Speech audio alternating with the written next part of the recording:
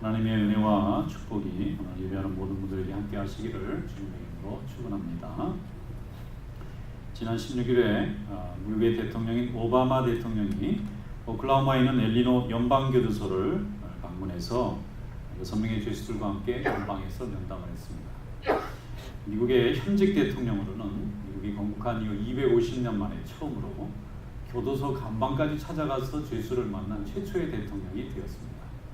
다른 사람들이 생각할 때는 굳이 대통령이 안 가도 총리를 보내도 되고 국무장관을 보내도 될 텐데 대통령이 문제의 심각성을 많이 생각했는지 직접 교도소까지 찾아가서 앞으로는 이렇게 사람을 많이 가두는 정책보다는 많이 교화를 시켜서 감옥에 좀 사람이 덜 들어오는 정책으로 나라를 이끌어야 되겠다, 그런 이제 포부도 밝혔습니다.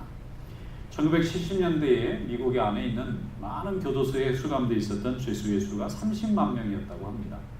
근데 그 후에 마약하는 사람들이 많아지고 또 젊은 이렇게 범죄자들도 많아져서 할 수 있으면 사회에서 격리를 시켜야만 범죄가 이제 늘어나지 않겠다 생각해서 구속 위주의 교정 정책을 펼치다 보니까 1990년도에는 200만 명이 넘는 죄수들이 감옥에 갇혀있는 그런 나라가 되었습니다.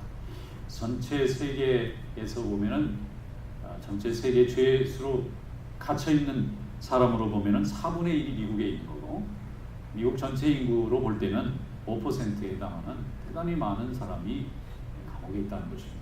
그리고 대부분 젊은 사람이고 그 중에 80%가 넘는 사람이 흑인이고, 그래서 좋은 뜻으로 시작했으나 특별한 사람을 차별하는 정책이 될 수도 있고, 젊은 사람들에게는 교도를 해서 자꾸 가르쳐서 잘 사는 방향으로 가야 되는데 자꾸 가둬서 세상에 적응을 못하게 만드는 그런 문제가 있어서 앞으로는 이 엄청난 예산이 들어가는, 나라의 세금이 엄청나게 들어가니까 이걸 사람들을 가두는 정책보다는 좀 잘 교화를 시켜서 치료를 해서 사회에 잘 적응하는 방향으로 이런 형사제도를 좀 바꿨으면 좋겠다 하는 대통령의 뜻을 밝히기도 했습니다. 여러분, 그러면서 제가 생각해 본 겁니다. 미국의 대통령이 참 많이 있지 않습니까? 그런데 흑인으로서 대통령이 된 오바마 대통령이 같은 흑인들이 많이 감옥에 있는 거에 대해서 마음이 아프셨던 것 같고 또 많은 차별도 느끼셨을 것 같아요. 그래서 최초의 대통령, 현직 대통령으로 감방에 가서 무릎을 맞대고 6명의 죄수들과 함께 같이 얘기를 했다는 거예요. 그 나오면서 하는 얘기가 내가 젊을 때 저 사람들하고 다른 게 없었다는 거예요. 자기도 말이 한잔도 하고 폭행도 해봤다는 거예요. 근데 그들과 나의 차이는 나에게는 다시 한번 세컨 찬스가 있었고 내가 노력을 할 때 나를 도와주는 제도가 있었는데 이 사람들은 그런 혜택을 못 받았다는 차이뿐이라는 거예요. 그리고 너무나 어리고 젊은 아이들이 너무 많이 갇혀 있는데 세상에 이런 나라는 없다는 것입니다. 그런 아이들은 자꾸 기회를 줘서 사회에 공헌하게 해야지 자꾸 가둬만 놓으면 어떡하느냐. 가둬놓은 걸로 안 끝나고요. 엄청나게 많은 세상에 200만 명을 매일 밥을 준다고 생각해보세요. 그 시설이 얼마고 거기에 또 투자되는 인력은 또 얼마나 대단합니까? 나라가 워낙 부강하니까 그런 일도 가능하겠지만 이제는 좀 다른 방향으로 시작했으면 좋겠다, 그런 얘기를 하는 것을 들으면서 저는 대통령의 사랑을 좀 느꼈습니다. 죄수도 사랑합니다. 같은 공감을 하는 거예요. 여러분, 사람이 사랑을 하면요 찾아갑니다. 사랑하면 아무리 낮은 것도 힘든 것도 어려운 것도 좀 괴로운 것도 찾아갑니다. 사랑하기 때문에. 사랑하지 않으면 지들이 찾아오라 그래요. 사랑하지 않으면 날 찾아오라 그래요. 사랑하지 않는 것입니다. 사랑하는 사람은 자기가 스스로 찾아 들어갑니다. 손녀가 있습니다. 손녀는 할머니가 얼마나 보고 싶은지 잘 몰라요. 그런데 할머니가 찾아갑니다. 그 아이를 한번 보여달라고 찾아갑니다. 어려운 길인데도 찾아가는, 왜 그렇죠? 할머니의 사랑이 그 손녀에게 있습니다. 그 손녀를 보여주면서 사진도 찍어가면서 카톡으로 보내주면서 이쁘다 그러는데 내가 근데 별로 이쁜 거 잘 모르겠는데 이 할머니 눈에는 세상에서 제일 이쁩니다. 그 옆에서 예쁘다고 얘기를 해줘야지 예쁘다고 말을 안 해주면 미움받아요.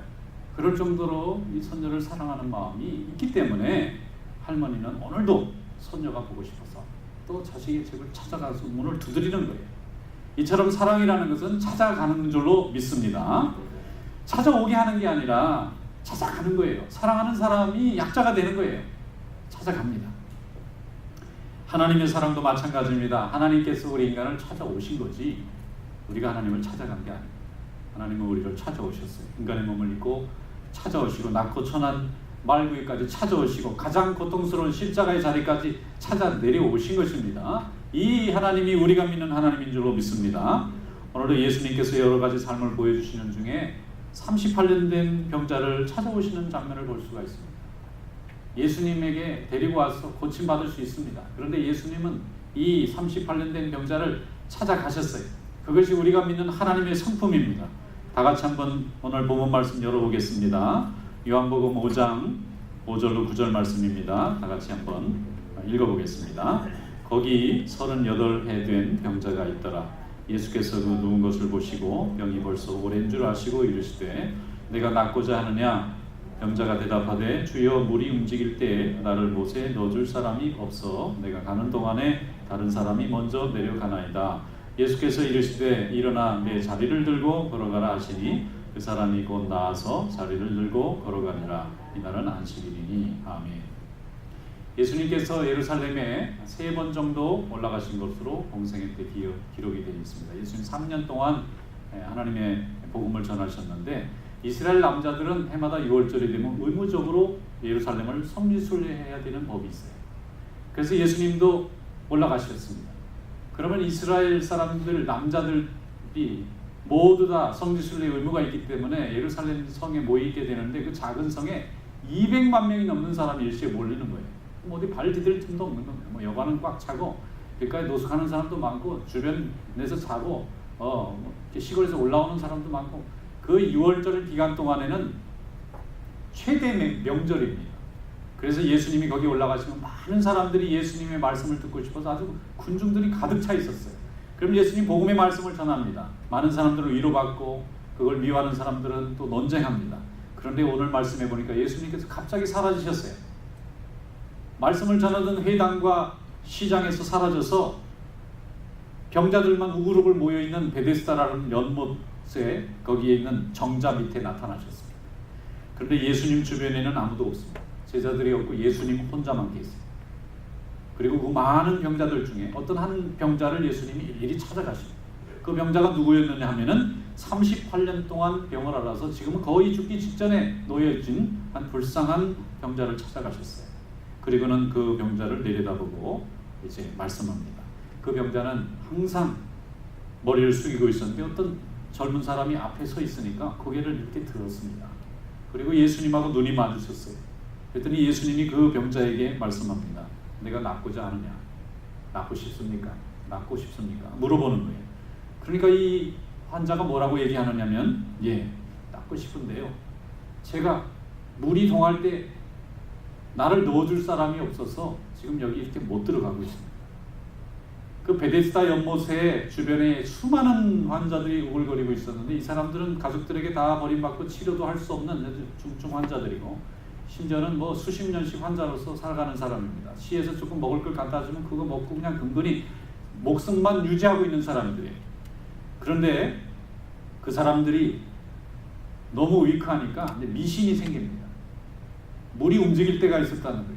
연못에 물이 어느 날 밤이고 낮이고 새벽이고 움직여요. 그러면 사람들이 천사가 와서 물을 휘젓고 간다고 믿었습니다. 천사를 본 사람도 없는데 그런 전설이 내려오는 거예요. 그런데 물이 동할 때, 물이 움직일 때 가장 먼저 들어가는 사람이 있어요. 그러면 그 사람은 무슨 병이든지 다 낫는다는 거예요. 증명할 길도 없고 누가 봤다는 사람도 없고 그런 전설이 내려오는 것은 그 주변에 있는 환자들이 너무 절박하니까 무엇이라도 인내하고 버틸 수 있는 힘을 가지기 위해서 스스로 미신을 만들어낸 겁니다. 우상을 만들어낸 거예요. 어떤 사람이 우연히 들어갔다 나았을 수 있습니다. 그 한 번을 가지고 제너럴라이제이션을 해버린 거예요. 누구든지 다 낫는다고 다 자기가 믿고 싶은 겁니다. 실제 그런 일이 일어났음에도 불구하고 사람들은 이제 거기까지 절박한 상황에 있는 것입니다. 그러니까 예수님이 오셔서 낫고 싶으냐고 물으니까 나를 물에 넣어줄 사람이 없어서 못 낫는다고 지금 얘기하는 거예요. 이 사람의 생각은 다른 사람이 먼저 건강해서 물속에 들어가는 것도 미운 겁니다. 나는 움직일 수도 없습니다. 내 몸으로는 스스로 물에 들어갈 기운조차 없는데 그나마 기운이 있어서 먼저 들어가는 사람들이 그렇게 얄미울 수가 없어요. 그런데 들어갔다 나오면 다 낫고 가야 되는데 낫고 갔다는 사람은 없고 저게 천사가 움직인 건가 맨 처음에 들어간 건가 그걸 따지고 있는 거예요. 소망이 없는데 실제 가능한 것도 아닌 걸 가지고 헛된 인간의 말로 사람들이 목매고 있는 것입니다. 예수님께서 그의 대답을 듣고 말씀하시기를 일어나 내 자리를 들고 걸어가라. 그 사람의 질문에 대답을 하지 않았습니다. 왜냐하면 그 질문이 정확한 질문도 아니고 정확한 대답도 아닙니다. 자기가 무엇이 필요한지조차도 이 사람은 구분을 못하고 있습니다. 분간을 못합니다. 아예 판단력이 다 사라졌어요.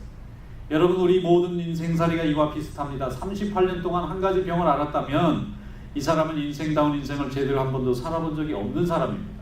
그때 당시 수명 만에하야 40, 50을 살던 수명에 거의 38년, 40년 동안 한 병을 앓았다면 이 사람은 제대로 된 인생을 한 번도 살아보지 못하고 이제는 자기를 돌보던 가족도 다 사라지고 버림받아서 지금 죽음을 앞두고 물가에서 그 미신에 매달려서 무리동할 때 제일 먼저 들어가서 자기가 낳고 싶은 그 희망에 지금 매달리고 있습니다. 그런데 예수님이 찾아오셨습니다. 은혜가 찾아오셨어요. 하나님의 말씀이 찾아오신 줄로 믿습니다. 그래야 우리에게 살 길이 열립니다. 우리가 물에 넣어줄 사람 장정 하나를 기다리고 있는 것은 어리석은 일입니다. 물에 들어가도 나는 것이 아닙니다. 그건 치유가 일어나는 것이 아니에요. 그러나 우리 예수님이 찾아오셔서 나와 함께 하시고 내게 낫고자 하느냐고 물으시면 거기에 소망이 있는 줄로 믿습니다. 마가복음 2장에 보면 예수님이 집에 가시다는 소문을 듣고 주변에 있는 많은 동네 사람들이 병자를 데리고 다 그 집에 몰려왔어요. 얼마나 많이 몰려왔는지 문에 들어갈 곳이 없어요. 마침 중풍병자가 있고 친구 넷이 예수님에게 데리고 가고 싶은데 사람들이 너무 차 있어서 들어갈 수가 없으니까 지붕을 뜯고 친구들을 내려놨습니다. 예수님이 그 중풍병자를 고치신 줄로 믿습니다. 마가복음 2장 5절에 주님이 말씀하셨습니다. 예수께서 그들의 믿음을 보시고 중풍병자에게 이르시되 작은 자여 내 죄사함을 받았느니라. 아멘. 그 사람이 일어났어요. 침상을 들고 나갔습니다. 진정한 치유와 또 회복은 말씀과 부딪히는 겁니다. 은혜와 만나는 것입니다. 우리 예수님과 만나지 않으면 인생에서는 살아날 길이 없습니다. 왜냐하면 우리를 지으신 분은 내가 아닙니다. 나를 제작하신 분은 내가 아닙니다. 우리 창조주 하나님이 나를 만드신 줄로 믿습니다. 내 세포와 내 모든 이 DNA와 내 모든 이 인생의 모든 이 몸과 마음과 내 삶을 하나님이 지으셨어요. 그분은 창조주시고 우리는 지음받은 피조물입니다. 그러므로 나는 병이 나도 내가 고칠 능력과 어디가 문제가 되는지 나는 알 길이 없습니다. 나를 만드신 분이 아십니다. 그래서 그 은혜가 우리에게 필요합니다. 그 말씀이 있는 곳에 하나님의 역사가 나타나는 줄로 믿습니다. 우리는 헛된 물이 움직이기 위해서 기다리는 자가 아니라 하나님의 말씀을 기다리고 은혜를 기다려야 되는 줄로 믿습니다. 그래야 말씀을 들어야 우리 인생은 삽니다. 말씀 있는 곳에 은혜가 있습니다. 또 예수님이 어느 날 길을 가시다가 세관에 앉은 세리 마티라는 사람을 바라봤어요. 안전은 있는데 그 사람 마음속에 근심과 수심과 인생의 고통이 가득 차 있습니다.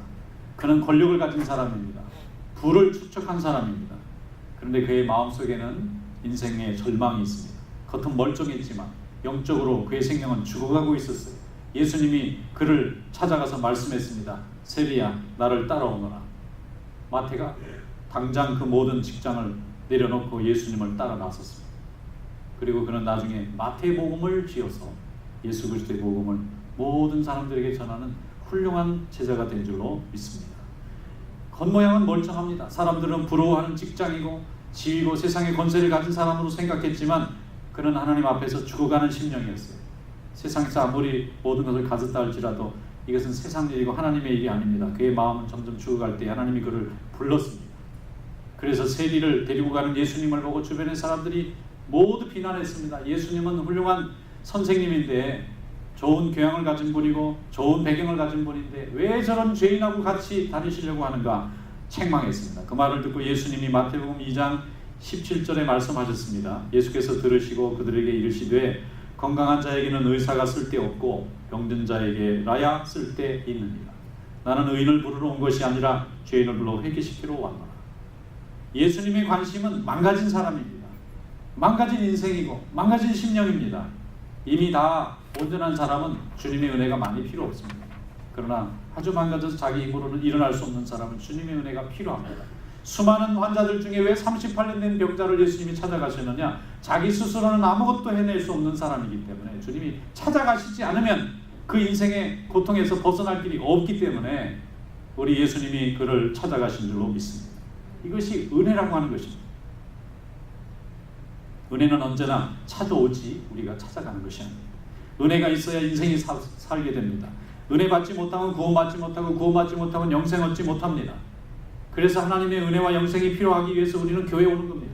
하나님의 말씀을 듣는 거고 날마다 성경을 내 곁에 두는 거고 주님의 성전에 나가서 하나님의 선포된 음성을 귀로 듣고 마음으로 새기고 우리의 양식을 삼는 것입니다. 그래서 여러분 가족과 형제부터 구원하시기 축원합니다. 가까운 나를 가장 사랑하는 사람에게부터 하나님께로 받은 사랑을 나눠주시기를 축원합니다.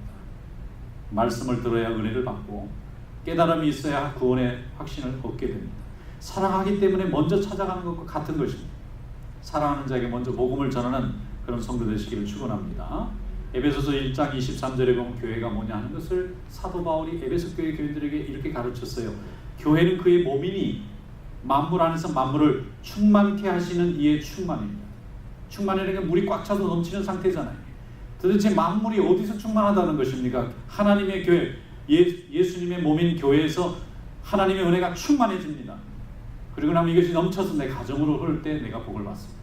내 가정의 식구들이 회복되고 치유됩니다. 그리고 그것이 넘쳐서 사회로 넘어갑니다. 그리고 그게 넘쳐서 역사로 흘러갑니다. 그것이 넘쳐서 세상을 구원하고 하나님의 은혜가 충만케 하는 줄로 믿습니다. 그래서 교회가 먼저 은혜 받고 부흥하고 또 하나님의 말씀으로 충만하면 세상도 충만하게 됩니다.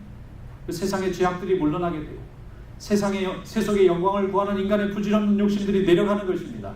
하나님이 살아계신 것을 느껴야만 됩니다. 그래서 교회는 그의 몸이고 만물 안에서 만물을 충만케 하시는 이의 충만인 줄로 믿습니다. 인간은 말씀을 듣지 못하면 38년 된 병자처럼 자기의 병의 원인조차도 모르고 치유의 방법은 고사하고 아무 소망도 없이 물이 동하기를 기다리고 자기를 그 물에 넣어줄 헛된 사람만 구하게 됩니다. 오늘도 여러분 하나님의 은혜 안에 오시기를 축원합니다. 오직 은혜만이 나를 걷게 하고 뛰게 하고 잃어버린 나의 인생을 참되게 회복시키는 하나님의 능력이 될 줄로 믿습니다. 에베소서 1장 8절에 말씀하기를 너희는 이 은혜에 의하여 믿음으로 말미암아 구원을 받았으니 이 은혜라는 게 예수님이 주시는 은혜, 하나님이 주시는 은혜로 인하여 믿음으로 우리가 그것을 받아들임으로 구원이 이루어집니다. 이것은 너희에게서 난 것이 아니요 하나님의 선물이라. 내가 노력해서 얻은 게 아니에요. 하나님이 우리에게 부어주셔서 하나님이 거저주셔서 아무 조건이나 능력이나 자격이 없지만 하나님이 부어주셔서 찾아오셔서 우리에게 줬기 때문에 선물인 줄로 믿습니다. 이것이 바로 구원과 은혜를 받은 자의 선물입니다. 어떤 분이 사업을 하다가 큰 병에 걸려서 병원에 입원하게 되었습니다. 사업을 열심히 할 때 돈도 잘 벌리고 돈이 벌리니까 더 벌고 싶잖아요. 그래서 경쟁자들과 함께 싸웠어요. 열심히 경쟁하다 보니까 매일 스트레스 받고 하루도 마음과 몸이 쉴 틈이 없어요. 나중에 몇 년 하다 보니까 몸도 마음도 다 망가져서 큰 병에 걸렸어요. 병원에 와서 생각하니까 후회했습니다. 좀 건강도 생각하면서 할 거. 너무 무리가 됐잖아요. 너무 스트레스를 오래 받았어요. 몸과 마음이 지쳤습니다. 무기력증이 생겨서 남이 일으켜 세우지 않으면 앉지도 못합니다. 왜 그런지 의사도 몰라요. 이렇게 몇 달 지나니까 이제 자기 사업하던 것도 다 사라지고 납니다. 또 자기를 그렇게 좋아했던 친구들도 다 사라집니다. 심지어는 가족들조차도 힘들어합니다. 내가 이렇게 살아서 뭐하나 하면서 절망했습니다. 내가 이렇게 열심히 인생을 허비하며 건강을 상해가면서 열심히 수고한 이 결과가 무엇인가 절망했습니다. 한 반년쯤 지나니까 이제 찾아오는 사람도 없어요. 처음에 한두 달을 찾아오는 사람도 있더니 그 다음에는 없습니다.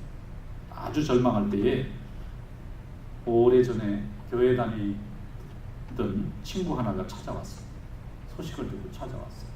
그리고는 정말 그 영혼을 불쌍히 여기고 간절히 기도해 줬습니다. 건강할 때는 친구가 교회 가자 그러고 찬송 부르고 말씀 전해준다고 외면했습니다.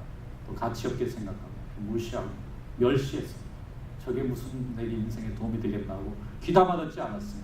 그런데 이렇게 몸이 연약해지고 아무도 돌아보지 않을 때에 그 친구가 뜻밖의 찾아오니까 얼마나 고마운지 그 친구의 사랑을 느낀 겁니다.